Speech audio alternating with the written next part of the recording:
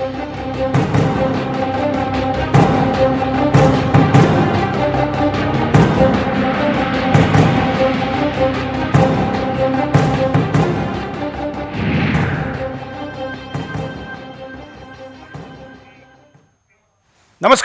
मैं हूं सूरज चौहान के और आप देख रहे सुदर्शन न्यूज पर आज एक विशेष प्रस्तुति, और इसलिए मैं 7 बजे आपके सामने प्रस्तुत हूं। मुद्दा है, अगर गिरना है तो कितना गिरना चाहिए और किस लिए गिरना चाहिए। पिता शहीद हुए देश के लिए और उसकी बेटी छात्र राजनीति में नाम कमाने, नंबर बढ़ाने और अपने आकाओं को खुश करने के लिए पिता के शहादत पर राजनीति करके गिर रही है। किसी लड़की के खिलाफ ये बोलने की स्थिति आना अपने आप में दुखद है, खास करके हमारे जैसे देशभक्तों के लिए। लेकिन अगर सत्य के खिलाफ नहीं बोलेंगे तो ऐसे मिस कन्हैया कुमार को खड़ा करके हिंदुस्तान की राजनीति में रोज नया तमाशा किया जाएगा। इस तमाशा पर एक वार करके इसको खत्म नहीं करेंगे तो बात नहीं बनेगी। इसलिए आज कड़े शब्दों का उपयोग करना हो रहा है, और ये कड़े शब्दों का उपयोग हिंदुस्तान का ये राष्ट्रवादी चैनल किसी नारी के खिलाफ नहीं बल्कि एक षड्यंत्र के खिलाफ कर रहा है। छात्र राजनीति किसी भी देश में, चीन जैसे देश में भी दिशा दर्शक रही है, और छात्र राजनीति से निकले हुए लोगों ने देश चलाया है, समाज चलाया है, आध्यात्मिक क्षेत्र से लेकर तमाम क्षेत्रों में गए हैं।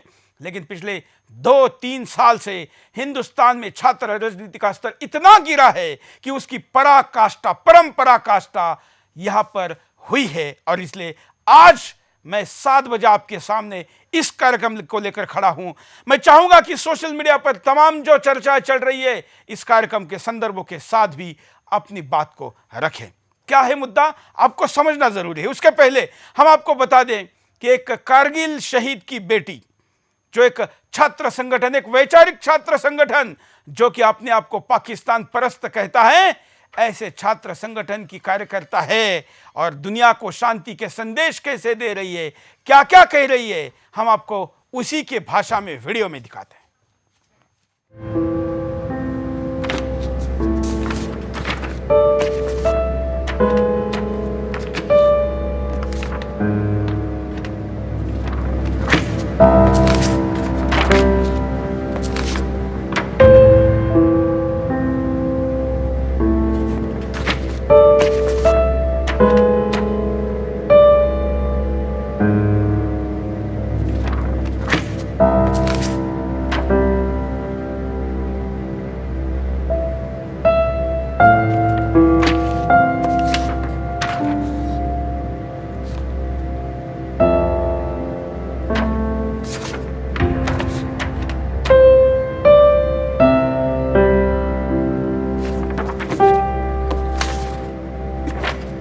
शांति के संदेशों के परचम लहरा रही है। ये भूल रही है कि वो एक शहीद की बेटी है। इन सारे परचमों पर लिखा हुआ ये वीडियो शहीद की बेटी गुरमेहर का है, जिसके पिता ने नापाक जिहादी सेना से लड़ते हुए देश के लिए शहादत दी थी। गुरमेहर जो कह रही है बानगी में आपको वो सुनने में कहीं से गलत नहीं लगेगा, लेकिन जरा सोचिए, गुरमेहर अगर ये कह रही है कि मेरे पिता को पाकिस्तान ने नहीं बल्कि युद्ध ने मारा, तो क्या उसका युवा मन ये नहीं सोच पा रहा कि जिस गोली से उसके पिता शहीद हुए वो भारत विरोधी जिहादी मानसिकता वाले पाक सैनिकों की थी। गुरमेहर का वीडियो शांति का संदेश देता है, जिसमें उसने अपने पिता की शहादत के बाद पाक के प्रति नफरत का हवाला भी दिया, और वो कहती है कि युद्ध किसी भी विषय का समाधान नहीं है।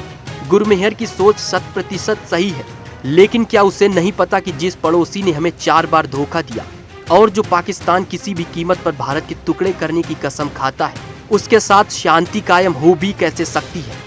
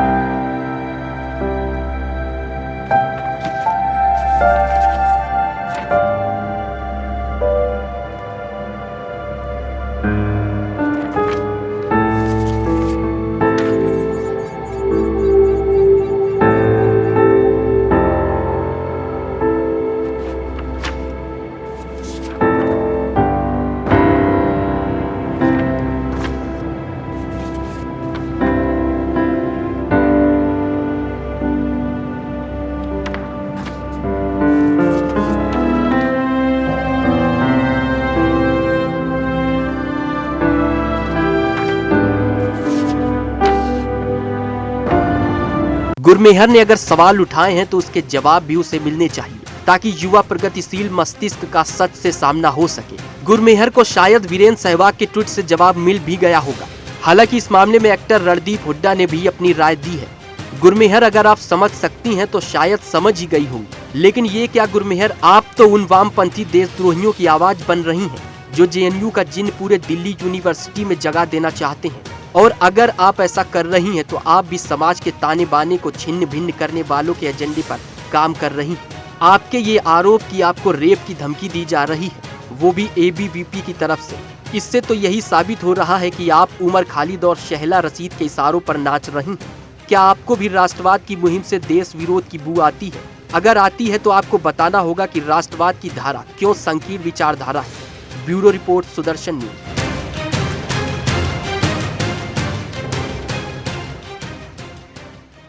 अब तक पोस्टर लहराने वाली की वीडियो बाइट भी दिखाते हैं।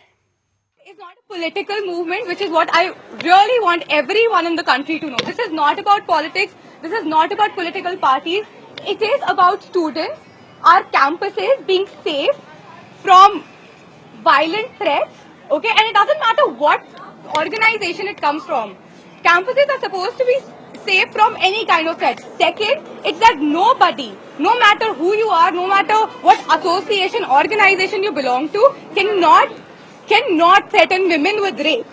That cannot happen. So this movement is not for anybody. This is a students' movement. Jitendra Khurana जी, किसी पिता ने जब शहादत दी हो, वो भी पाकिस्तान जैसे कट्टर दुश्मन के खिलाफ दी हो, तो मुझे लगता है कि हिंदुस्तान में आज तक हमने जितनी भी चिताएं जलती हुई देखी है, जितनी भी अंत्य यात्राएं देखी है, उसमें घर का छोटा बच्चा भी कहता है कि मैं भी सेना में जाऊंगा और पाकिस्तान का बदला लूंगा, पाकिस्तान को सबक सिखाऊंगा। ये क्या हो गया अचानक से? क्या लेफ्टिस्ट और देशद्रोही विचारों का इतना प्रभाव हो गया कि कोई शहादत देने वाले शहीद की बेटी पाकिस्तान के सामने घुटने टेक कर शांति की अपील कर रही है? देखिए, जो ये गुरमेहर कौर हैं, इनका थोड़ा सा इतिहास जानना थोड़ा ज़रूरी है। मैंने आज इनका थोड़ा सा स्टडी किया तो दिसंबर में इन्होंने एक जो कविता कृष्णन और जॉन दयाल ऐसे पूरे जो और अनाहत की जो है वो शबना हाशमी, इनके साथ एक प्रेस कॉन्फ्रेंस करी। ऐसे कई सारे उदाहरण हैं।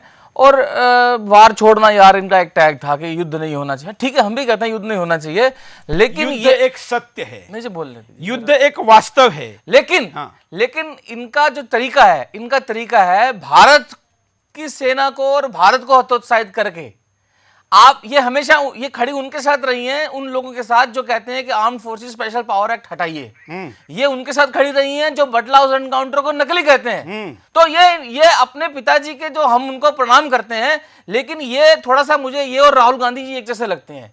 जैसे राहुल गांधी जी भी याद दिलाते रहते हैं कि उनके पिताजी ने बलिदान दिया, मानते हैं, इंदिरा गांधी जी ने बलिदान दिया, उसका लाभ लेने की प्रयास करते हैं वोट लेते वक्त। यही गुरमेहर कौर भी है कि ये याद दिलाने का प्रयास करती है, देखो मेरे पिताजी शहीद हुए थे, इसलिए मैं सिंपैथी को नाजायज प्रयोग करने का प्रयास हो रहा है। शहीद परिवारों को क्रेडिट देना क्या, हम तो पैर छूने को तैयार है, लेकिन दुश्मन के कैंप में जाकर अगर भारतीय सेना का कोई मनोबल तोड़ता है तो बच्ची हो, बेटी हो, कोई भी हो, उसको माफ नहीं किया जा सकता। छोटे से ब्रेक के लिए रुकते, ब्रेक के बाद फिर आएंगे, यह चर्चा जारी है।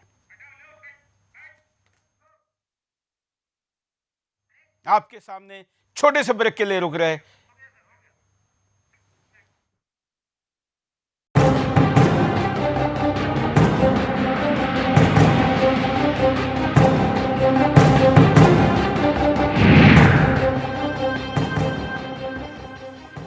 ब्रेक के बाद आपका एक बार फिर से स्वागत है। आप देख रहे हमारा विशेष कार्यक्रम जिसमें हम गुरमेहर को पूछ रहे, केवल सवाल मत पूछो, जवाब दो।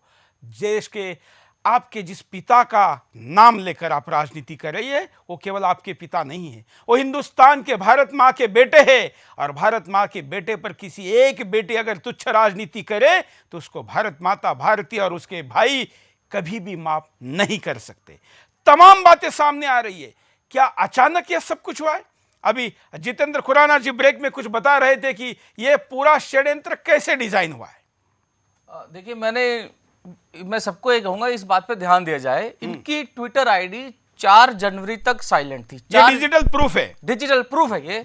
4 जनवरी तक इनका कोई भी ट्वीट नहीं है, 4 जनवरी के बाद इन्होंने एक दिन पुराना एक रीट्वीट किया है और फिर इसके बाद 2 दिन पहले ये एक ट्वीट करती हैं और सभी का सभी, आयशा हो, लेफ्ट का मीडिया हो, मैं पत्रकारों के नाम लेना चाहता हूँ, ये मेरी जिम्मेदारी है, बरखा दत्त हो और जितने भी लोग हों, शेखर गुप्ता हो, ये सारा लेफ्ट मीडिया और आम आदमी पार्टी, भाजपा और कांग्रेस के लोग ये रीट्वीट करने लगे। ये एकदम से कैसे हो गया?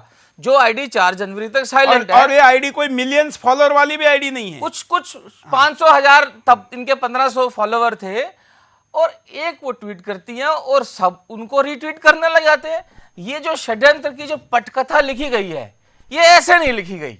इस षड्यंत्र को, इस कहानीकार को लिखने वाला कोई है कि हम अब एक जो जिसने बलिदान दिया देशभक्त ने, कोई मतलब कौन है? कोई मतलब जो कन्हैया कुमार का डायरेक्टर है वही इसका डायरेक्टर है, मतलब जो केजरीवाल का डायरेक्टर है वही इसका डायरेक्टर है। ये और ये तमाम देश में, इस देश में जो 13 देशों को तोड़कर अलग देश बनाने की मुहिम चल रही है, उसी के डायरेक्टर गुरमेहर के डायरेक्टर है। हमारे साथ जितेंद्र खुराना जी के साथ संजय सिंह जी भी है। हमारे साथ अभी ब्रेक के बाद अनिल गुप्ता जी, रिटायर्ड ब्रिगेडियर भी जुड़े, हम उनके पास भी जाएंगे। संजय सिंह जी, इस पूरे मैटर पर एक राजनीतिक विश्लेषण के तौर पर, क्योंकि देश के ज्यादातर लोग इसको स्टूडेंट मूवमेंट से जोड़ रहे हैं, लेकिन ये स्टूडेंट मूवमेंट नहीं, ये केवल राजनीति ही नहीं बल्कि ये गंदी राजनीति है। इस पर क्या कहेंगे? देखिए, अभी मैं यूपी का चुनाव हो रहा है और हर चीज़ चुनाव की उससे लेंस से देखना बहुत ज़रूरी है। आप जब देखेंगे, पिछले मंगलवार को जब वोटिंग हो रही थी तो पूरा देश का मीडिया जो था उस समय आपको महाराष्ट्र के जो चुनाव में जो भाजपा की जीत थी वो जीत की स्टोरी दिखा रहा था और उसका एक इम्पैक्ट हो रहा था।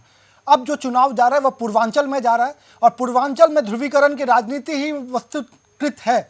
बीएसपी को जिस तरह की बढ़त मिल रही है और बीएसपी जिस तरह से मुसलमान वोट बैंक में सेंधमारी कर रही है, अगर ये हो रहा है तो मेरे लिए ये कोई आश्चर्य की बात नहीं है। मैं इसे यूपी का अखलाक मूवमेंट के रूप में कहना चाहता हूं। आपको याद होगा, अखलाक मूवमेंट को भी क्रिएट किया गया था बिहार चुनाव से पहले, ताकि वहां के तथाकथित सेकुलर पार्टियों को इसका लाभ मिल सके। और मैं इसलिए इसको कहता हूं कि ये यूपी का अखलाक मूवमेंट है और ये बताता है कि किस तरह से बाकी जो पार्टियां जो इसमें शामिल हैं उनको अपनी हार इसमें दिख रही है। मैं जमीनी आकलन करके बता रहा हूं कि बहुत बड़ा मूवमेंट है, बहुत बड़ी मूवमेंट चल रही है वहां पे। बीएसपी ने जिस तरह से सेंधमारी की है मुसलमानों के घर में। हमारे साथ अनिल जी है।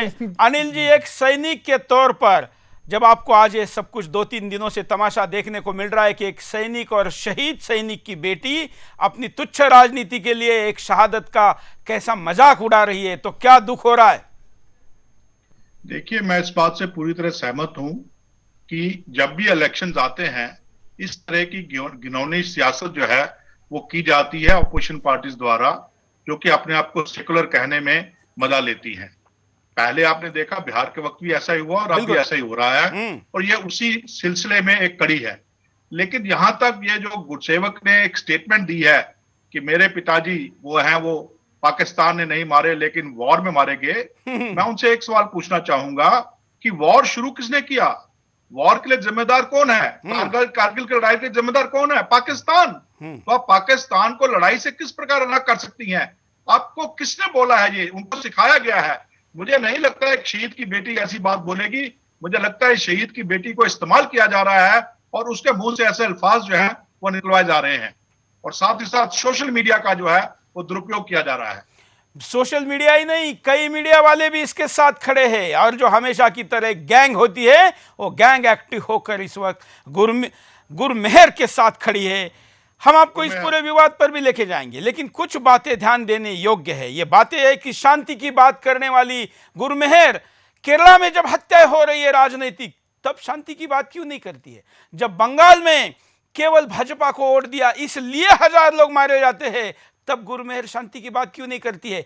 पाकिस्तान के सेना के सामने खड़ा होकर अगर भारत के सेना को बंदूक के नीचे करो कोई कह रहा है तो इसका मतलब पाकिस्तान की सेना उसको आगे बढ़ाकर एक कवर के रूप में उपयोग कर रही है, यही कहना पड़ेगा। ये जो पूरा विवाद शुरू हुआ, ये कैसे शुरू हुआ, क्या हुआ, देखिए। यह पूरा मामला दिल्ली के समझस कॉलेज में गत बुधवार को आयशा और एबीवीपी के समर्थकों के बीच भारी हिंसा हुई थी। इस हिंसा में गुरमेहर ने काफी खपा हो गए। उसने 22 फरवरी को अपने फेसबुक प्रोफाइल पर पिक्चर डाल दी जिसमें ये फोटो लगी हुई है। इससे ये वायरल हो गई और उसके बाद में देश भर में इस प्रोफाइल पिक्चर को लेकर चर्चा हुई, क्योंकि बड़े बड़े लोग इसमें कूद गए। इस पूरे मामले में अगर एबीवीपी को मैं डरती नहीं और उस अटैक की मैं निंदा करती हूँ, ये कहते हुए उसने पोस्ट डाली, जिसको एबीवीपी के खिलाफ वाले सारे लोग एक साथ एक जगह पर आ गए। ये रामजस कॉलेज में हुई हिंसा को लेकर मामला है। यही भावना शुरू में ज्यादातर लोगों की थी और इसलिए ज्यादातर लोग इसके पीछे भी खड़े हो गए। इस पूरे मामले का महत्वपूर्ण हिस्सा यह है कि देशद्रोही उमर खालिद, जो कि जेएनयू मामले का मास्टरमाइंड है, जिसका बाप सिमी नाम के आतंकवादी संगठन का अध्यक्ष था, संस्थापक था, उसके लिए जब एक शहीद की बेटी खड़ी होती है तो देशवासियों को किसी भी शब्दों में आपत्ति करने का पूरा अधिकार है। हम दोबारा कह दे कि गुरमेहर के पिता के चरणों की हम धूल भी नहीं है और उसके पूरे परिवार का हम चरण धोकर पानी पीने के लिए तैयार है, लेकिन पाकिस्तानी सेना के बंदूकों के आगे खड़ा रहकर अगर वो भारत के बंदूकों को नीचे झुकाना चाहती है तो ये पाप हम उसको करने नहीं देंगे।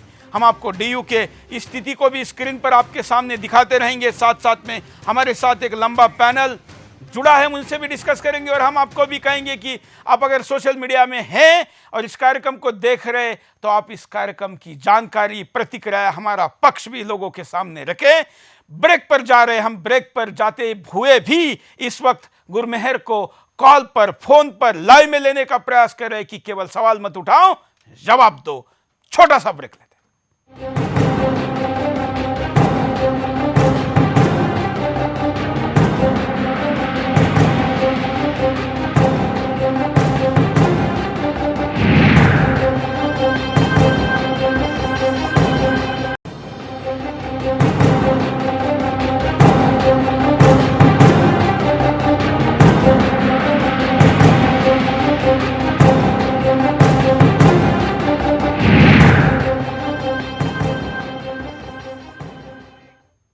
ब्रेक के बाद आपका एक बार फिर स्वागत है। हम गुरमीत कौर को जवाब मांग रहे हैं, गुरमेहर को हम कह रहे हैं कि जवाब दो, केवल सवाल मत पूछो। ऐसे ही कुछ सवाल एबीवीपी के भी नेता ने उठाए हैं। अंकित सांगवान क्या कहते हैं, देखिए। लोगों को ये अपना रोल मॉडल मानते हैं जो ये हरकतें कर रहे हैं, क्या लगता है कि ऐसे लोगों को रोल मॉडल बनाकर ये देश का भविष्य खराब कर रहे हैं? देखिए, चाहे वो उमर खालिद हो, चाहे वो कन्हैया हो, इन लोगों के आइडल कौन लोग हैं? अफजल गुरु, मकबूल भट्ट, जो लोग हमारी संसद के ऊपर हमला करते हैं, उन लोगों को ये जस्टिस दिलाने की बात करते हैं, उन लोगों की फांसी को ये गलत साबित करने की बात करते हैं। मैं पूछना चाहूँगा इन लोगों से कि अगर ये अफजल गुरु को गलत, वो उनको जस्टिफाई कर रहे हैं कि उनकी फांसी गलत थी, तो क्या वो लोग गलत थे जो शहीद हुए हैं उस संसद हमले के अंदर, जो वहाँ पे पुलिसकर्मी शहीद हुए थे? या फिर तो वो गलत है या फिर इनका अफजल गुरु सही है। अब इस तरह के स्टेट ऑफ मेंटेलिटी के जो लोग हैं, जो अफजल गुरु और मकबूल भट्ट जैसे लोगों को अपना रोल आइडल मानते हैं, ऐसे लोगों को बिल्कुल भी सहा नहीं जाएगा। और दिल्ली विश्वविद्यालय के अंदर और पूरे देश भर के अंदर ऐसे लोगों को नकारते आए हैं देशभक्त लोग और नकारते रहेंगे। यह प्रतिक्रिया है। प्रतिक्रिया सोशल मीडिया पर शायद प्रत्यक्ष ग्राउंड पर जितनी उससे ज्यादा है, लेकिन माहौल देश में ऐसा बनाया जा रहा है जिसको लेकर चर्चा होना जरूरी है। हमारे पास तमाम और भी मुद्दे हैं, लेकिन हमारे साथ जो पैनल जुड़ा है उनके पास चलते हैं। अनिल जी के पास चलते हैं। अनिल जी रिटायर्ड ब्रिगेडियर है, सुदर्शन पर पहले भी रहे हैं, पूर्व सैनिक होने के नाते शायद ज्यादा दुखी है क्योंकि ऐसी बात इसके पहले शायद कभी नहीं हुई है। गुप्ता जी, मुझे तो याद नहीं कि किसी शहीद के परिवार वाले ने कभी सेना के खिलाफ और युद्ध के खिलाफ बात की हो। गुप्ता जी, ये जो गुरसेवक कह रही है, मुझे नहीं लगता कि वो खुद बोल रही है। मुझे लग रहा है कि उसको इस्तेमाल किया जा रहा है, उसको यूज किया जा रहा है एक शहीद की बेटी होने के नाते। अनिल जी, आपकी बात में मैं बात जोड़ूंगा। जो वीडियो हम देख रहे हैं, हम तो प्रोफेशनल एक चैनल चलाते हैं, जो वीडियो प्ले कार्ड वाला बनाया हुआ है उसका जितना बारीकी से कागज रखने तक का आवाज आ रहा है, इसका मतलब माइक बड़े महंगे लगाए गए हैं। जो वीडियो की क्वालिटी है वो बता रही कि कैमरा भी बड़ा महंगा है, और उससे भी बड़ी बात जो प्रोडक्शन कॉस्ट होती है, जितने तरीके से उसको बनाया गया है, यह भी बता रहा है कि यह बड़ा ही स्क्रिप्टेड प्रोफेशनल है। आप ये वीडियो हम आपको दोबारा दिखा रहे हैं, ये वही वीडियो है जिस एक बैकग्राउंड पर आपको लगेगा तो ये सिंपल कोई प्ले कार्ड, कोई लड़की दिखा रही है, लेकिन अगर आप इसका म्यूजिक देखे, इसका आप अगर साथ में पिक्चर क्वालिटी देखे, इसमें कागज रखने तक का आवाज जो आता है, इसका वॉइस की क्वालिटी देखे, तो ये पूरी तरीके से स्क्रिप्टेड, ये पूरी तरीके से स्पॉन्सर्ड, ये पूरी तरीके से योजनाबद्ध है। अनिल जी आगे चलिए, बात करिए। मेरा ख्याल है, जैसे मैंने कहा कि इसको इस्तेमाल किया जा रहा है। दूसरी बात यह है कि एक सैनिक होने के, भूतपूर्व सैनिक होने के नाते मुझे इस बात का बहुत दुख है कि हमारे देश के अंदर अभी भी देश के विभाजन की बात होती है और कुछ पार्टियां उसको फ्रीडम ऑफ एक्सप्रेशन कहकर उसको और भी तूल देना चाहती हैं। मुझे ये बहुत ही हैरानी होती है, क्योंकि हम लोगों ने तो अपने खून से इस मुल्क को इकट्ठा रखने के लिए अपना खून तक दिया है, हमने शहादतें दी हैं। उसके बावजूद अगर ऐसे लोग हरकत करते हैं तो हमें बहुत दुख होता है और हमारा खून जो है वो खौल उठता है। बिल्कुल, हाँ खुराना जी। ये जो वीडियो है इसमें आप देखेंगे कि दाएं हिस्से में नीचे में वॉइस ऑफ राम लिखा आ रहा है। ये वॉइस ऑफ राम एक तथा कथित एक्टिविस्ट है राम सुब्रमण्यम, ये उनकी वेबसाइट है voiceofram.com, और ये इसी तरीके के मतलब राम का नाम लेकर रावण की भाषा में बोला जा रहा है। तो ये इन दोनों ने मिलकर के ये गैंग बनाकर ये काम किया है, क्योंकि इन्हीं के ट्वीट को रिट्वीट किया जा रहा है। और इंडिया, एक दूसरा news article new India today ने भी छापा वॉइस ऑफ राम, तो ये प्रोफेशनल तो है और ये वॉइस ऑफ राम नीचे लिखा रहे हैं, प्रूफ भी दे रहे हैं, ये इस तरीके से है। दूसरा ये है कि एक प्ले कार्ड, वैसे मेरे को अगर ये जूम हो सके, मैं भी कह रहा हूं कि अगर आप देशभक्त हैं तो आप जो दूसरे शहीद हैं उनका अपमान क्यों कर रहे हैं, जो और शहीदों की संख्या थोड़ी साथ खड़ी है, जो बटला हाउस एनकाउंटर को नकली कहते हैं, बिल्कुल, जिसमें इंस्पेक्टर मोहनचंद मारे गए। और जिस कारगिल की बात कर रही है उसमें हिंदुस्तान के 527 शहीद हुए थे, जिसमें इसके एक पिता भी थे।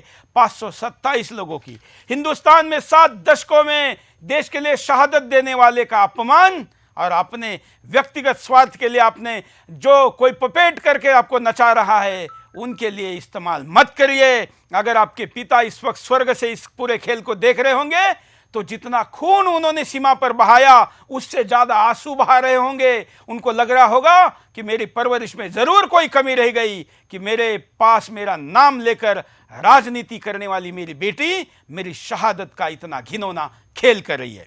खुराना जी, मैं ये कहूंगा कि ये उन लोगों के साथ खड़ी रही हैं जो armed forces special power act हटाने की बात करते हैं और हमारी सेना को कमजोर करने वाला काम करते हैं। बिल्कुल, ये कविता कृष्णन हो गई और इनके खुद के ट्वीट्स हैं, ये प्रेस कॉन्फ्रेंसेस में भी उनमें जाती रही हैं, उसमें सारी डिटेल दी हुई है, जिसमें कविता कृष्णन, शैला राशिद, ये उनके साथी मित्र रही हैं पहले से ही, तो ये निस्संदेह उन्हीं के पक्ष में बात करेंगी। और जो बात खुराना जी कह रहे हैं इसको वेरीफाई करने के लिए मेहर ट्वीट्स, ये मेहर का जो अकाउंट है उस पर आप जाइए, बस नीचे जाइए, आपको सब कुछ मिलेगा कि किसका रिट्वीट हुआ है, किसने रिट्वीट किया है और किन मुद्दों को इसने उठाया है। देखिए, ये 9 नवंबर 2016 की इनकी प्रेस कॉन्फ्रेंस थी, जिसमें सभी लेफ्टिस्ट, प्रोफेसर अपूर्वानंद, ये स्पीकर थी, गुरमेहर कौर, कविता कृष्णन, ललिता राम, मेधा पाटकर, ये सब लोग, और शैला राशिद, शमशुल इस्लाम, जो जिहादी हैं, कंप्लीटली जिहादी राइटर हैं। तो ये तो इसलिए कुछ लोग कह रहे हैं कि ये वैचारिक लव जिहाद का भी मामला हो सकता है। एक बात ये कहूंगा, और इसलिए दिल पिताजी से लगने के बजाय दिल कहीं और ज्यादा लगा है, और इसलिए पिताजी की शहादत के बजाय उसका परिणाम ज्यादा, पिता के नाम का प्रयोग कर रही है, ये पिता के बलिदान का प्रयोग कर रही है, और ये इसका फल तो इन्हें ईश्वर भी देगा और देश की जनता तो देगी। देखिए, ऐसा आप लेफ्टिस्टों की हिस्ट्री पढ़िएगा, मैं बंगाल से आता हूँ और मैंने लेफ्टिस्टों को बहुत करीब से देखा है और उनके सारे षड्यंत्र को देखा हूँ, तो ये कभी न कभी जो ये इंटेलेक्चुअल्स का नकाब ओढ़ के और अपने एजेंडा को ड्राइव करते हैं और ड्राइव करते आ रहे हैं। स्टूडेंट पॉलिटिक्स के, ये पॉलिटिकल लैब के ये मास्टर हैं, इनको वो सारी चीज़ें, सारे हथकंडे पता है कि कब कैसे क्या करनी है और कैसे वो करते हैं। और जो ये हो रहा है, मुझे बिल्कुल भी इसमें कोई ताजुब नहीं है और मैं इसको पूर्णतः राजनीतिक रूप से देखता हूँ। जेएनयू में हुआ था, ये अभिव्यक्ति की आज़ादी के लिए लड़ाई नहीं है, ये अभिव्यक्ति की आज़ादी नहीं है, अभिव्यक्ति सबको है। ये अभिव्यक्ति के नाम पे हमारे देश के शहीदों, हमारे देश को गाली देने की एक लड़ाई है। वो चाहते हैं कि हमारा अपना बुद्धिसत्व, हम अपने बुद्धि के रूप में इतना अविवेक हो जाएं कि इनके सारे कुकर्मों को हम टॉलरेंस के नाम पे सहते रहें और ये इस तरह की चीजें करते रहें। असम चुनाव में ब्रेक के लिए रुकते हैं, ब्रेक के बाद दोबारा आएंगे, यही कार्यक्रम जारी रहेगा।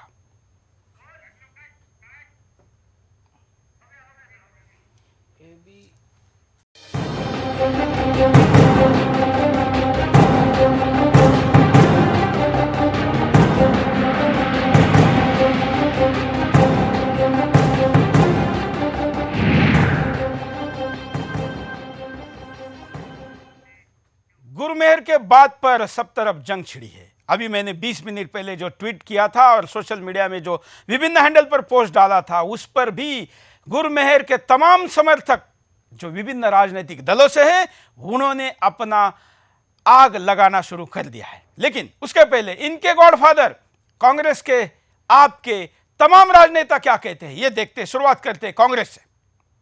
बहुत ही शर्मनाक बात है कि कारगिल में जो शहीद हुए, उनकी अगर बेटी कुछ कहना चाहती है इस देश को, और अगर वो असहमत है इस देश में किसी विचार से, तो उसके ऊपर इस तरीके से आरोप लगता है और उसके साथ बदतमीजी होती है। एक आजादी है अभिव्यक्ति की इस देश के अंदर, हम लोकतंत्र में हैं और लोकतंत्र में अपनी बात को कहना चाहिए।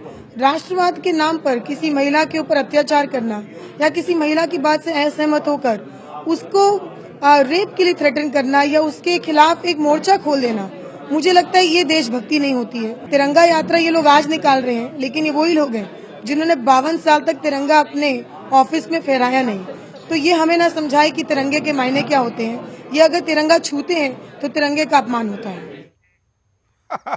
और जब बात ऐसी हो जो प्लान्ड हो और उसमें आप नहीं हो तो कैसे हो सकता है। देखिए आप नेता दिल्ली महिला आयोग की अध्यक्षा स्वाति मालीवाल क्या कहती।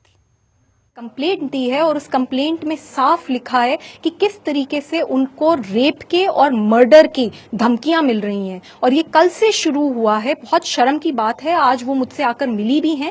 इस कंप्लेंट के ऊपर तुरंत हमने दिल्ली पुलिस कमिश्नर को ये कंप्लेंट फॉरवर्ड करी है, मैंने उनसे बात भी करी है और मैंने उनसे रिक्वेस्ट करी है कि जल्द से जल्द ये जितने लड़के हैं जो कि इस तरीके की गलत हरकत कर रहे हैं, इनके ऊपर FIR दर्ज हो और इनको अरेस्ट करा जाए और जो गुरमेहर कौर है और उनकी पूरी परिवार है, इनको प्रोटेक्शन दी जाए। ये बहुत ही गलत हो रहा है, बहुत शर्मनाक है जो हुआ है।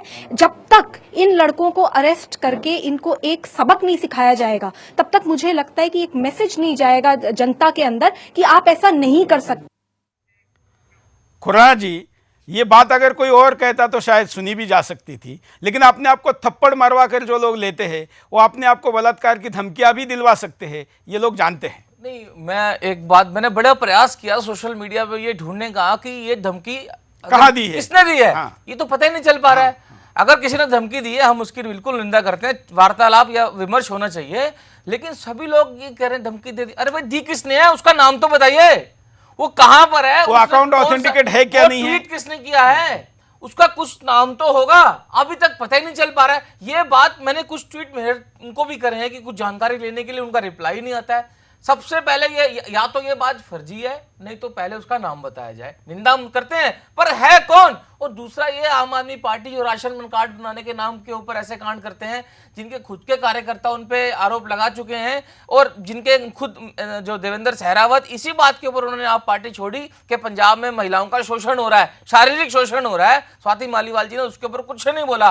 और ये JNU वालों के साथ खड़े, जिनकी पिछले साल रिपोर्ट आई, 11 टीचर्स ने रिपोर्ट बनाई 200 पन्नों की कि JNU has been a den of organized sex।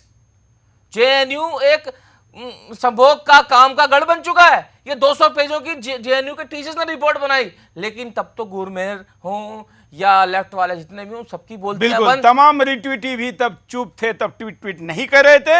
अब एकदम जैसे संजय जी ने कहा कि ये चुनाव के साथ जुड़कर इसको देखा जाना चाहिए। एक जानकारी मैं थोड़ा सा मैं क्षमा चाहूंगा। ABVP की छात्रा दीक्षा वर्मा, उनका एक वीडियो है जिसमें उन्होंने पूरा बताया है कि किस प्रकार वामपंथी छात्रा ऐसा के छात्र ने उनका शारीरिक शोषण किया, उनको मोलेस्ट किया। ये तो बहुत छोटी बात है, वो तो हत्या करते हैं भाई। केरला में, बंगाल में आप जाइए, खुलेआम हत्या हो रही है। ये रामजस कॉलेज के डेमोन्स्ट्रेशन के दौरान हुआ, उनको चोट लगी है, उनके कपड़े फाड़े गए हैं। गुरमेहर जो शांति की बात कर रही है, ये क्या हो रहा है? ये शांति की बात केरला में, बंगाल में क्यों नहीं होती है? बीजेपी क्या कहती है इस पर, सुनते हैं बीजेपी की यह प्रतिक्रिया। बोलने का अधिकार सबों का है, उसका हम सम्मान करते हैं। हिंसा नहीं होनी चाहिए, लेकिन देश को एक बात तो सोचनी पड़ेगी क्योंकि बोलने की आजादी का मतलब है यह भी कहना कश्मीर को भारत से अलग कर दिया जाए, बस्तर को आजाद कर दिया जाए, भारत के टुकड़े कर दिया जाए। यह है बड़ा सवाल और इस पर कभी न कभी चर्चा करनी पड़ेगी। जो अपने बोलने के अधिकार की बात करते हैं उसका सम्मान करते हुए उनको इस बात का जवाब देना पड़ेगा कि भारत का संविधान भारत को तोड़ने की वकालत बोलने के अधिकार में नहीं देता है। देखिए, जो भी कहीं भी किसी प्रकार का विवाद होता है तो निश्चय ही वो कोई सेहतमंद बात नहीं है, लेकिन किसी भी प्रक्रिया की आड़ में ये संदेश नहीं जाना चाहिए कि एंटी इंडिया एक्टिविज्म में किसी प्रकार का प्रीमियम है। यदि कोई डिबेट भी होती है, बहस भी होती है, तो सेहतमंद बहस हो। भले 70 वर्ष की स्वतंत्रता के बाद ये प्रश्न कहां से आया कि भारत स्वतंत्र है भी कि नहीं है। और विडंबना ये, चिंता ये कि कांग्रेस पार्टी जो अपने आप को स्वतंत्रता सेनानियों की पार्टी कह रही है, इसको बढ़ चढ़ करके आगे ले जा रही है। मुझे लगता है कि कांग्रेस के नेतृत्व को, राहुल गांधी को स्वयं ये स्पष्ट करना होगा इस देश के आगे कि जो उनके कुछ एक नेता सुबह शाम कह रहे हैं, क्या यही पार्टी की लाइन है? तो ये राजनीतिक प्रतिक्रिया भी आई है। इसका मतलब आप समझ रहे हैं कि ये दोनों तरफ से, क्योंकि एक तरफ से जब वार होगा तो दूसरी तरफ से उसका जवाब तो देना पड़ेगा ना। हम इस पूरे मामले पर जब गौर करें तो हम एक सोशल मीडिया पर चल रहे ट्रेंड में सबसे, जिसको मजाकिया भी अंदाज में लिया जा रहा है, लेकिन इसको इतने आसानी से लाइटली नहीं लेना चाहिए, इसलिए हम आपको दिखाते हैं। मेयर ने कहा कि मेरे पिताजी को पाकिस्तान ने नहीं मारा, मेरे पिताजी को युद्ध ने मारा। इस विषय के बाद तमाम फोटो वायरल हुए, लेकिन उसमें से एक दाऊद को लेकर हो रहा ये वायरल आपको जरूर देखना चाहिए।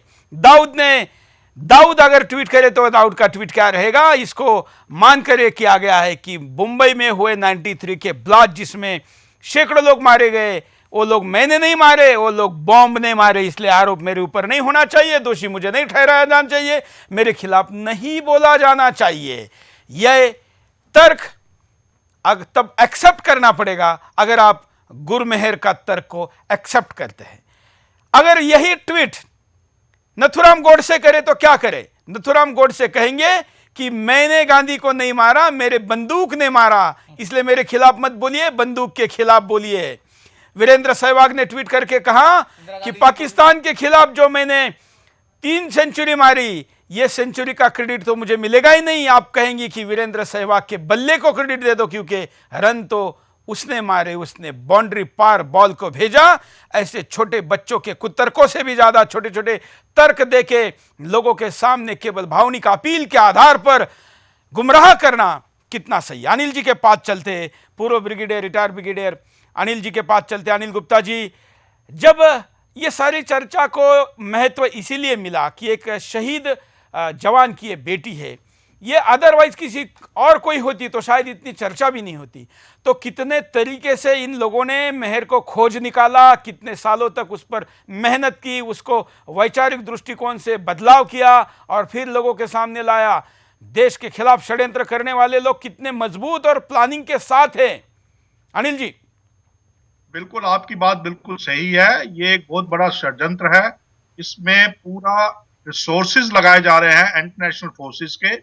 और मैं तो ये कहूंगा कि देखिए, ये जो अभी बलात्कार की या रेप की जो कह रहे हैं कि थ्रेट्स मिली हैं, ये स्क्रिप्ट का हिस्सा है। ये चलता रहेगा जब तक कि पूर्वांचल का इलेक्शन नहीं हो जाते। रोज कोई ना कोई नई बात निकलती रहेगी और ये स्क्रिप्ट जारी रहेगी ताकि ये लाइमलाइट में रहें और जो इनका मुद्दा है उसको वो हासिल कर सके। पर हैरानी की बात यह है, मुझे बार बार हैरानी ये हो रही है कि इसके लिए एक शहीद को क्यों लाया जा रहा है बीच में। शहादत जो देश के लिए देता है वो तो कभी भी नहीं सह सकता कि देश की अखंडता की बात, देश को तोड़ने की बात, अनिल जी, देश को मैं आपके बात में बात जोड़ना चाहता हूं, बोलते हैं उनका साथ देना। अनिल जी, मैं आपकी बात में बात जोड़ता हूं। ये शहीद की बेटी होने की बात कौन कर रहा है? पत्थरबाजों के समर्थक कर रहे हैं, जिनके पत्थरों से, गोलियों से हमारे सैनिक शहीद हुए, उनके पक्षधर कर रहे। पाकिस्तान की बात करने वाले, पाकिस्तान का साथ लेने वाले, पाकिस्तान का जयकारा करने वालों का साथ देने वाले, किसके पिताजी शहीद थे ये बोलकर उसकी भावनाओं का हाथ डालकर फायदा उठा रहे। अनिल जी। देखिए, साथ में मुझे हैरानी यह भी होती है कि जब हमारी सेनाएं ऑपरेशन कर रही होती हैं वैली के अंदर और वहां पर उनके ऊपर पत्थर फेंके जाते हैं, तब इनकी आवाज नहीं उठती है, तब चुप करके बैठ जाते हैं। और तब तो ये फारूक अब्दुल्ला का समर्थन करते हैं, जो कि कहता है कि ये लोग आजादी की लड़ाई लड़ रहे हैं। बिल्कुल, तो ये क्योंकि रिमोट सीमा पार से चल रहा है, डायरेक्टर उधर बैठा है और इसलिए वहां से दिए जाने वाले डायरेक्टर के इशारे पर काम होगा। कार्यक्रम के आखिर की प्रतिक्रिया लेते हैं संजय जी। देखिए, ऐसा है कि इसका पॉलिटिकल जो एंगल देखना होगा। जेएनयू में भी इस तरह की सारे ताना बना हुआ और असम चुनाव में कांग्रेस ने इसको बाकायदा एक बहुत बड़ा मुद्दा बनाया। वहाँ के कैंपेन में, कार्टून में, और वहाँ पे आपके कन्हैया कुमार भी गए थे भाषण देने हुए। नतीजा क्या हुआ, नतीजा हमने देख लिया। तो हमें ज़्यादा इसमें विचलित होने की जरूरत नहीं है, क्योंकि ये मुट्ठी भर लोग हैं। मैं आपको आंकड़ा देता हूं कि आज लेफ्ट का वोट शेयर ऑल इंडिया में मात्र 4% से भी कम है और ये धीरे धीरे विलुप्त हो रहे हैं। एक बात मैं कह दूंगा, बुद्ध और गांधी की धरती पे चीनी घास कभी न पनपे थे और न कभी पनपेंगे। उसके लिए आप जितनी भी मेहनत कर लीजिए, करते रहिए, आपके हाथ थक जाएंगे रोपते रोपते, लेकिन ये घास कभी पनपने वाले नहीं। लेकिन इसके खिलाफ बोलना पड़ेगा, राष्ट्रवाद का फुवारा इसके ऊपर मारना पड़ेगा, तभी ये जलेगी। खुरना जी, मैं ये कहूँगा कि कोई भी देश, जरूरी आवश्यक नहीं है कि हर देशभक्त की जो संतान है वो देशभक्त हो। हर व्यक्ति को अपनी देशभक्ति प्रमाणित करनी पड़ती है, हर व्यक्ति को। इसमें अगर कोई भी ऐसे तो बहुत, अब जो हमारे साथ ये आर्मी के इतने सम्मानित सीनियर वरिष्ठ अधिकारी साहब हैं, इन्होंने देश की सेवा करी है। आज अगर ये बोल रहे हैं तो इनकी वाणी, इनका कहना गुरमीत जैसे 50 से ज्यादा महत्वपूर्ण है, क्योंकि इन्होंने सेवा करी है। तो गुरमीत का कहना सिर्फ लेफ्टिस्ट और जो देशद्रोही तत्व हैं उसको यूज कर रहे हैं, और गुरमीत अपने जो पिताजी हैं उनकी शहादत का अपमान कर रही है, उनको प्रयोग करने का प्रयास कर रही है। 10 सेकंड में कार्यक्रम में आखिरी प्रतिक्रिया इस देश के सैनिकों के नाम, उनके परिवारों के नाम, जो अगर गलती से भी गुरमेहर के बहकावे में आकर कोई गलत विचार करे तो उनको क्या कहेंगे? मैं यही कहूंगा कि जो सैनिक है वो देश के लिए जीता है, देश के लिए मरता है। उसी प्रकार सैनिक का परिवार भी वही सोच रखता है, और अगर कोई इसके विपरीत सोच रखता है तो वो जरूर गुमराह हुआ है। और ऐसी गुमराह गुरमेहर को राइट लाइन पर लाना बाकी फौजियों का कर्तव्य है, और हम कोशिश करेंगे कि उससे कांटेक्ट करके उसको राइट लाइन पर लाएं। बिल्कुल, धन्यवाद। कार्यक्रम के आखिर में मैं आप सबको धन्यवाद देते हुए दर्शकों को यही कहूंगा कि इस चर्चा को केवल एक षड्यंत्र के तहत शुरू की गई इस चर्चा को एक सीमित दायरे में ही ना रहने दे, इसके तह तक जाइए। जो लोग मेहर के घर तक पहुंच सकते हैं, उसकी जानकारी ले सकते हो, जानकारी लेकर हमको दे। इस षड्यंत्र की हर कड़ी को बारकाई से निकालकर लोगों के सामने लाना इसलिए भी जरूरी है क्योंकि जब पहली बार ये फेसबुक पर पोस्ट आई थी तो 13 मिनट के अंदर हमने कहा था कि कोई नया ड्रामा होने वाला है और ये पूर्व नियोजित षड्यंत्र है। हमारी ये बात सही साबित हो रही है जब रोज 13 घंटे से ज्यादा का एयर टाइम ये चुनाव के माहौल के बावजूद भी मेहर के ऊपर दिया जा रहा है। हम यहां पर मेहर के पिता को मनपूर्वक दोनों हाथ जोड़कर ही नहीं, अपने रोम का एक एक कण उनके चरणों में समर्पित करके झुका के प्रणाम करते हैं, लेकिन इस दुख के साथ कि ये आपकी बेटी देशद्रोहियों को हाथ लगाकर, हाथ जोड़कर, उनके साथ हाथ में हाथ मिलाकर आपकी शहादत का अपमान कर रही है। जरा इसको सद्बुद्धि दे। आज के लिए इतना ही। जय हिंद।